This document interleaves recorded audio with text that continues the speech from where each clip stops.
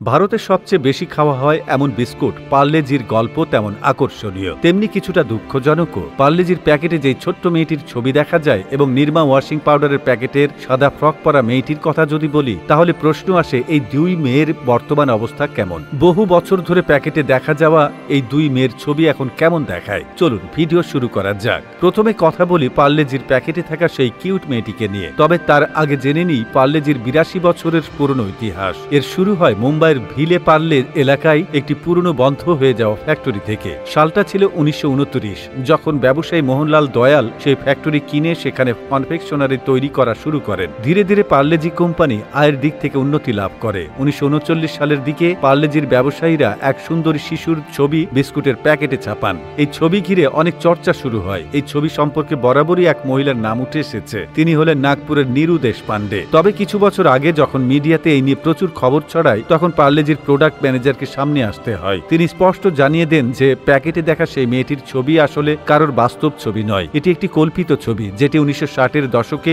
মঙ্গলাল দহিয়া নামক একজন চিত্রশিল্পী আঁকেন। যতদূর নীরু দেশপান্ডের কথা, তাকে এই খবরের কারণে বেশ পরিচিতি লাভ করতে হয়। বর্তমানে নীরু দেশপান্ডে প্রায় ৬৫ বছর বয়সী এবং নাগপুরেই থাকেন। কথিত আছে যখন নীরু মাত্র ৩-৪ বছরের, তখন তার বাবা এমন একটি ছবি তুলেছিলেন। যদিও তিনি পেশাদার ফটোগ্রাফার ছিলেন না, তবে তোলা ছবিটি বেশ ভালোই হয়েছিল। এরপর একদিন একজন ব্যক্তির নজরে ছবিটি পড়ে, যার সংযোগ পার্লেজির সঙ্গে ছিল। তারপর থেকে ছবিটি পার্লেজি বিস্কুটের প্যাকেটে ছাপা হতে শুরু করে। এবার আসা যাক টেলিভিশনে একসময় সবচেয়ে বেশি প্রচারিত হওয়া নিরমা ওয়াশিং পাউডারের প্রসঙ্গে। ১৯৬৯ সালে গুজরাটের কারসন ভাই নিরমা ওয়াশিং পাউডারের সূচনা করেন। বলা হয় কারসন ভাই তখন এই ব্যবসায় নামেন যখন কেউ কল্পনায়ও করেনি এমন কিছু করার। তিনি একসময় ঘরে ঘরে গিয়ে নিজের তৈরি ওয়াশিং পাউডার বিক্রি করতেন। তবে তিনি কেন প্যাকেটে একটি মেয়ের ছবি ব্যবহার করলেন, সেই কাহিনী যেমন আবেগময় তেমনি দুঃখেরও। আসলে কারসন ভাইয়ের একটি ছোট মেয়ে ছিল যাকে তিনি খুব ভালোবাসতেন। তার নাম ছিল নিরুপমা, তবে ভালোবেসে তাকে নিরমা বলেই ডাকতেন। প্রতিটি বাবার মতোই তিনিও তার মেয়েকে চোখের আড়াল হতে দিতে চাইতেন না, কিন্তু ভাগ্যের কাছে কারোরই কোনো জোর ছিল না।